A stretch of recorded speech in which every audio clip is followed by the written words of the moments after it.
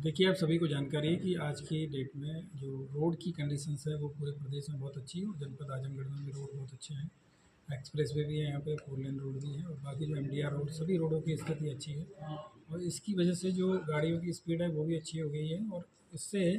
एक चीज़ हो रही है कि कुछ लोग जो नो पार्किंग में अपनी गाड़ियों को पार्क कर दे रहे हैं, रोड के किनारे बेतरतीब तरीके से जो गाड़ियाँ उनको पार्क कर देते हैं और गाड़ियाँ कहीं भी छोड़ के चले जाते हैं। इससे आए दिन रोड एक्सीडेंट की जो घटनाएं हो रही हैं। और दूसरा, ट्रैफिक नियमों का वायलेशन भी लोगों के द्वारा किया जा रहा है, जिससे कि इनोसेंट लोग हैं जो कि चाहे वो टू व्हीलर पे हैं चाहे फोर व्हीलर पे, उनके साथ में इस तरह की जो आए दिन दुर्घटनाओं की हो रही है। हालांकि उसमें कमी आई है, लेकिन अभी भी इस तरह की जो घटनाएं वो लगातार हो रही हैं। इसको लेके जो शासन स्तर से एडवाइजरी जारी हुई है कि यदि कोई व्यक्ति लापरवाही पूर्वक तरीके से इस तरह की चीज़ें करता है और नो पार्किंग एरिया में अपनी गाड़ी को पार्क करता है, चाहे वो ट्रक है चाहे वो प्राइवेट व्हीकल है, उन लोगों के खिलाफ़ में इसमें विधिक कार्रवाई की जानी है। और ऐसे लोग जो कि दूसरों की जान की परवाह ना करके और अपनी मनमर्जी से अपनी गाड़ियों की पार्किंग करना और कहीं पे भी गाड़ी खड़ी कर देना, उससे कोई एक्सीडेंट यदि कहीं पे भी होगा तो उनके विरुद्ध जो पूर्व में जो एक्सीडेंट की जो घटनाएं होती थी उसमें 106 बीएनएस के तहत जो कार्रवाई की जाती थी वो अब 105 के अंतर्गत भी हम लोग करेंगे। यदि किसी व्यक्ति की इस तरह की लापरवाही है कि उसको पता है कि वो गाड़ी यहाँ खड़ी करने से एक्सीडेंट हो सकता है और उसके बाद में भी, या फिर कोई ड्रंकन ड्राइविंग का केस आता है जिसमें कि पता है कि शराब पी के गाड़ी नहीं चलाना है और फिर भी शराब पी के कोई गाड़ी चलाता है, या फिर कोई ऐसा व्यक्ति मिलता है जिसके पास भी लाइसेंस नहीं है और वो गाड़ी चला रहा है, या कोई व्यक्ति अपनी गाड़ी किसी को भी दे दे रहा है, तो इस तरह के अगर कोई केस मिलेंगे तो हम न केवल 106 बीएनएस की कार्रवाई बल्कि उसमें 105 बीएनएस की कार्रवाई भी करेंगे। कल एक थाना दीदारगंज में एक केस हुआ है जिसमें 2 व्यक्ति फोर व्हीलर में थे और दोनों मतलब शराब के नशे में थे और उन्होंने एक दंपति जो कि स्कूटी पे जा रहा था, उसको पति पत्नी थे दोनों और बच्चे थे साथ में,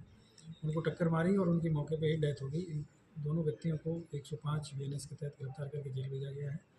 क्योंकि वो कोई एक एक्सीडेंट का ही केस नहीं था। ये अगर नशे में नहीं होती तो हो सकता है वो घटना ना होती।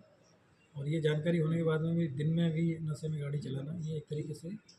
दूसरे की जान को जानबूझ के खतरे में डालना है और इस वजह से एक पूरा परिवार है वो उसमें उनको क्षति हुई और दोनों पति पत्नी की मौत हुई और जो बच्चे हैं वो अनाथ हो गए।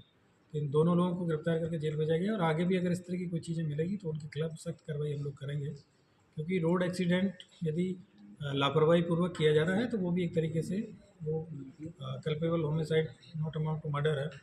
के बराबर का ही अपराध है। यदि आपको जानकारी है कि आपके कृत्य से किसी व्यक्ति की जान जा सकती है